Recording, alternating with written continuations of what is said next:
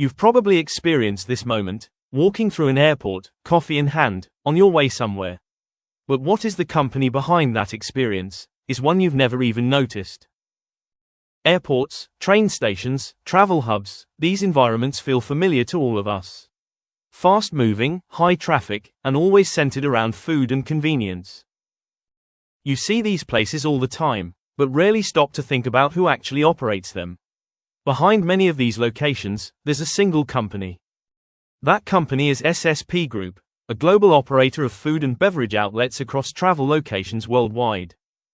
SSP focuses on serving travelers through cafes, restaurants, bars, and convenience formats, all designed for speed, volume, and location efficiency.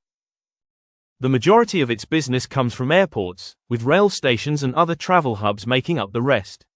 These are some of the highest foot traffic locations in the world.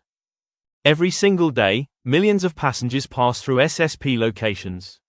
This constant flow is the foundation of the business. Importantly, SSP doesn't rely on a single brand. Instead, it operates a mix of global franchises and local concepts, tailored to each specific location. And the broader trend supports this model. Global travel demand continues to grow, driven by increasing mobility and consumer spending.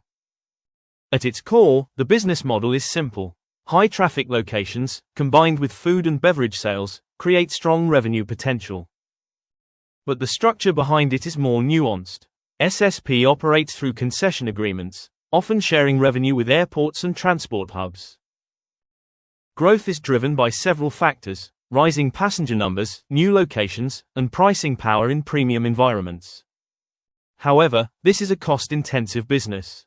Labor, rent, and food supply all play a significant role in profitability. One key advantage lies in cash flow dynamics. Customers typically pay immediately, at the point of sale. Which means SSP often receives cash before it needs to pay suppliers. This creates a favorable working capital position. Strategically, the company is focused on expansion, improving operational efficiency, and targeting high-value locations. Growth is particularly strong in regions like Asia-Pacific, as well as North America, while global travel continues to recover. This is reflected in the numbers. Revenue has grown significantly, following the recovery in global travel. However, profitability has not fully caught up. Margins are still recovering and remain under pressure. That said, cash flow performance is improving as the business scales and operations normalize. Over time, this should translate into stronger returns on capital, as efficiency improves across the network. But there are clear risks to consider. Travel demand can fluctuate, cost inflation remains a concern, and operational complexity is high. In particular, Europe remains a weaker region, with lower margins and a slower recovery profile. In a positive scenario, continued growth in global travel, combined with operating leverage, could drive strong long-term performance.